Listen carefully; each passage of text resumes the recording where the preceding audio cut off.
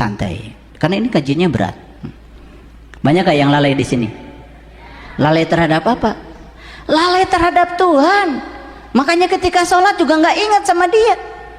Padahal katanya sholat, aqimi sholat ali zikri, katanya harus mengingat Allah. Makanya Nabi Muhammad Isra Mi'raj dulu, baru sholat, supaya nggak lalai. Sepanjang sholatnya ingat sama Allah. Lah udah tahu.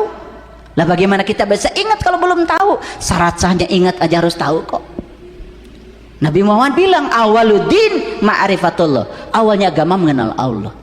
Karena kita belajar agama dari persangkaan, dari apa kata orang, kita tidak pernah bertanya, ya sudah itu yang diyakini, lalai jadinya. Paham sampai sini? Laqad haqqal qawlu ala aksarihim fahum la yu'minun. Sesungguhnya telah pasti berlaku perkataan terhadap kebanyakan mereka itu. Apa? Mereka tidak beriman. Jadi orang yang lalai pada jati dirinya, orang yang belum kenal dan tahu kepada Tuhannya, di Quran surat Yasin dikatakan sudah pasti berlaku perkataan terhadap kebanyakan mereka itu. Apa perkataannya? Fahum la yu'minun. Mereka itu tidak beriman, cuman ngaku-ngaku beriman. Boleh nggak ngaku? Boleh. Nggak diaku. Inna ja'alna fi a'naqihim aglala fahiya ilal adqani fahum muqmahun. Sesungguhnya kami telah memasang belenggu di leher mereka. Siapa? Yang tadi itu, yang lalai itu. Lalai, tidak sadar selama ini dia menyembah gambaran, bayangan. Bayangan yang disucikan oleh pikirannya sendiri, bukan dia yang maha suci. Gambaran, citra, ide, konsep. Sesungguhnya kami telah memasang belenggu di leher mereka, lalu tangan mereka, karena itu mereka tengadah. Paham tidak? Pasti enggak. Tengadah itu apa artinya? Selalu melihat ke langit, terjebak oleh angan-angan. Sudah jelas di Quran dikatakan surga itu tempat di mana kamu masih bernafas. Di sini, saat ini, sekarang. Kata Quran. Tapi terjebak oleh angan-angan, tidak percaya semua kenikmatan yang luar biasa dinikmati hari ini sebagai nikmat dari Allah.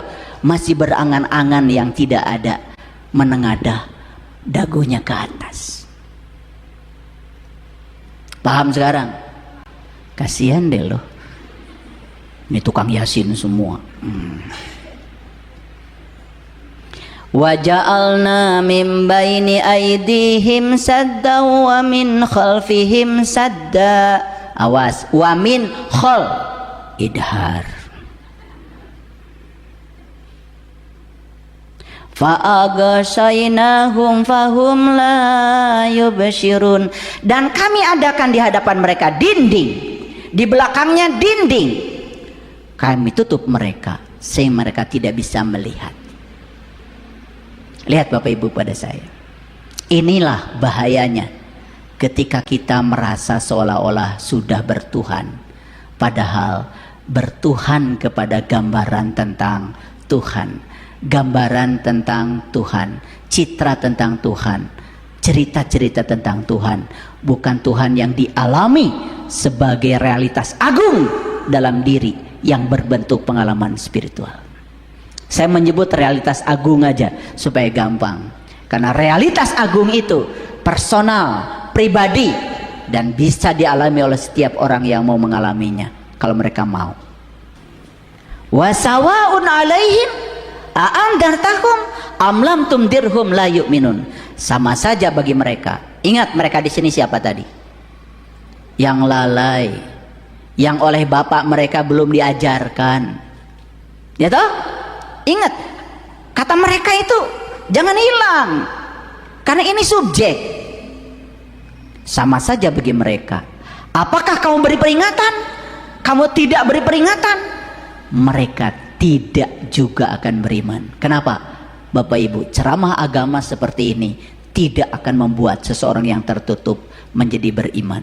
Kenapa? Pintu tidak mungkin terbuka hanya dengan ceramah. Silahkan kalau mau praktekkan pulang dari sini. Sebelum ke rumah, pidato aja depan pintu. Wahai pintu. Silahkan. Paling jadi sebuah orang gila. Apa inti sari dari ayat ini? Ceramah, tidak ceramah, tidak akan membuat orang yang tertutup menjadi terbuka.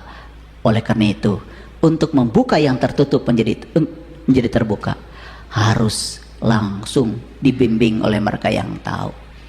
Dikasih kuncinya, dibuka pintunya, masuklah ke dalam rumah sejati. Berkunjung ke rumah Tuhan yang sebenarnya untuk bertemu dengan Dia yang punya rumah. Li ilafi Quraisy ilafihim rihlatas sita'i wasoif falyabudu rabb hadzal bait. Kata Allah, sembahlah yang punya rumah, jangan pernah kau sembah rumahnya. Sering baca ayat itu? Sering. Kenapa? Tertarik karena isinya atau pendeknya? Oh, pasti luar biasa. Pasti itu pilihan ayat untuk imam tarawih ya. Dalam Quran surat Ar-Rum surat ke-30 ayat 8. Dan mengapa mereka tidak memikirkan tentang diri mereka? Perhatikan saya. Ini pertanyaan dari Allah. Mengapa kamu tidak memikirkan tentang diri kamu? Kau tidak punya kesempatankah untuk memikirkan siapa diri kamu? Dari mana kamu asal? Apa tugas kamu di sini? Dan setelah ini kamu mau pulang kemana? Pernahkah kamu memikirkan tentang diri kamu? Bapak Ibu, semua manusia sekarang sibuk memikirkan yang di luar dirinya. Gampang menyalahkan, gampang menyesatkan orang lain, gampang menuduh salah pada orang lain, karena dia keluar bukan ke dalam. Tetapi dia tidak pernah memikirkan tentang dirinya dia sendiri. Coba pikirkan tentang diri kamu. Saya sejak kapan ya beragama? Pernah bertanya begitu? Siapa ya yang menyuruh saya beragama? Kenapa ya saya harus beragama? Apa pentingnya beragama? Terus kalau tidak beragama bagaimana ya? Agama itu apa ya? Pernah nggak nanya begitu? Katanya Tuhan saya Allah. Allah ini alif lam lam ha, itu kan tulisan. Terus yang mana ya Allah? Apa Allah itu? Pernah nggak bertanya begitu? Kamu disuruh beriman, pernah nggak bertanya? Iman, apa sih iman? Taruhlah paling sederhana, iman itu percaya. Bagaimana cara percaya kalau tidak ada? Apa saya bisa percaya pada sesuatu yang saya belum menyaksikannya? Pernah bertanya begitu nggak? Umatnya Nabi Musa aja disuruh iman sama Allahnya Musa, diabadikan di Quran surat Al-Baqarah 55. Hai Musa, aku tidak akan beriman pada Allahmu itu sebelum aku bisa melihat Allahmu dengan jelas, dengan terang. Masuk akal nggak Bapak Ibu permintaan itu? Masuk? Kan imannya itu ingin sungguh-sungguh, bukan apa kata orang, bukan gambaran, bukan citra, tapi yang sebenarnya.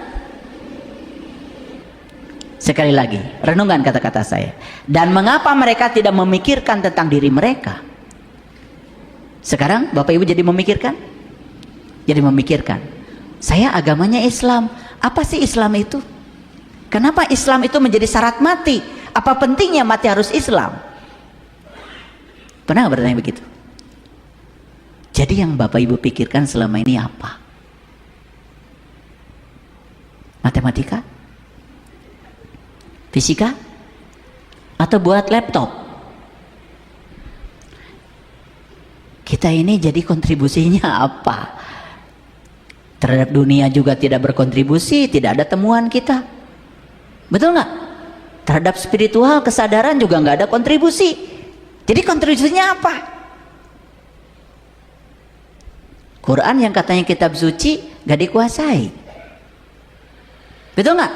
Tubuh aja yang mewah ini tidak pernah dipelajari. Betul nggak? Coba Bapak Ibu ketika sakit, pernah nggak memikirkan, kenapa ya saya sakit? Dari mana nih sakit saya? Kenapa sakit saya lambung? Pernah nggak bertanya? Kalau bertanya coba, kok lambung ya? Gitu. Tidak berhenti di obat sakit lambung. Dia cari, setelah minum obat besok jadi lagi. Loh, kok saya nggak sembuh-sembuh ya? Kemudian belajar tentang neuroscience, belajar tentang energi, ketemu, oh ternyata lambung itu masalahnya adalah stres di sini. Dari mana stres? Oh, stres itu karena saya terlalu banyak menolak, karena saya tidak suka dengan apa yang saya tidak bisa menerima terhadap apa yang saya tidak suka. Saya selalu bereaksi buruk terhadap yang tidak disukai, padahal siapa tahu yang tidak disukai oleh saya baik menurut Allah. Coba terus ditelusuri. Bapak Ibu, cager tah mah, itu enggak? Oh, ternyata menyembuhkan mah gampang. Saya tidak boleh menolak lagi apa yang saya tidak suka. Saya percaya di balik yang tidak suka ada yang baik buat saya dari Allah, karena di balik semua pasti ada sang kehadiran. Belajar menerima terhadap kehidupan. Cager tah mah, sok mau nanya penyakit apa sama saya? Makanya kenapa saya membuat pusat pelatihan hidup sehat. Silakan kalau mau datang. Hari Senin 2 minggu sekali saya ngasih kajian khusus ngariksa di Jelekong tuh. Ada villa-villa itu, ada 46 villa. Mau nginep sana boleh. Di hutan, di gunung, 6 hektar. Belajar supaya sehat, ya. Tuh, banyak gak Bapak Ibu PR, Bapak Ibu? Banyak ya. Baru sadar sekarang. Udah nggak apa-apa ya, mumpung masih hidup, nggak apa-apa. Yuk teruskan. Allah tidak menjadikan langit dan bumi dan apa yang diantara keduanya, melainkan dengan benar pada waktu yang ditentukan. Lihat saya semuanya, Bapak Ibu, belajar spiritual tidak bisa ingin cepat. Mentang-mentang duitnya banyak, saya ingin belajar apa saja bisa saya bayar, gak bisa. Kenapa? Semua perlu praktek. Lihat saya semuanya, Bapak Ibu ingin agar bunganya segera berbunga, setiap hari ditarik-tarik supaya cepat besar. Apa jadinya? Mati. Lihat orang-orang yang tidak sabar. Allah udah bilang semua yang diciptakan oleh Allah, bumi, langit dan diantara keduanya, itu diciptakan dengan benar pada waktu yang ditentukan. Jadi semua ada waktunya. Oleh karena itu kita tinggal mengalir saja bersama aliran waktu. Karena waktu sendiri dalam fisika definisinya adalah ruang yang bergerak. Waktu itu definisinya ruang yang bergerak. Ikuti saja. Tidak usah menjadi yang terbaik, tidak usah menjadi yang tercepat, tapi yang paling penting maju terus walaupun sedikit-sedikit. Itu yang keren. Ya, kalau kemarin marahnya 100 kali sehari, ya sudah, besok dikurangi jadi 90, tinggal 99 maksudnya. Nggak apa-apa, nggak apa-apa ya. Biasa reaksinya cepat terhadap sesuatu yang tidak diinginkan. Sekarang mulai sabar, kan udah ngaji di sini. Coba dikit-dikit Bapak Ibu, dikit-dikit. Nanti orang akan terkejut. Lama kelamaan orang, kok ibu ini sekarang beda ya? Biasanya nggak ada komanya.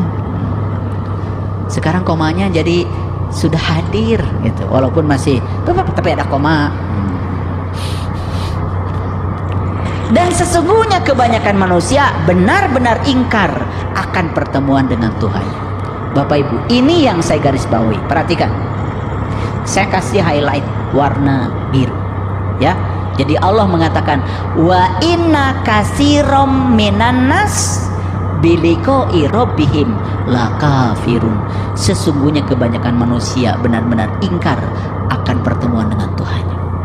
Bayangkan Bapak Ibu, ini ayat yang dipakai lagi oleh Allah, katsiro.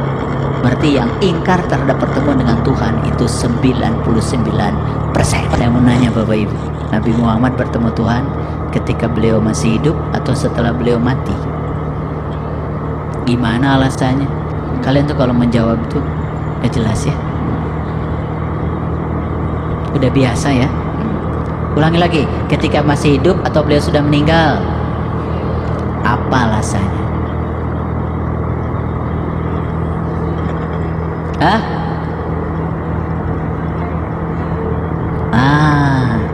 Kan Nabi Muhammad itu katanya Isra Mi'raj.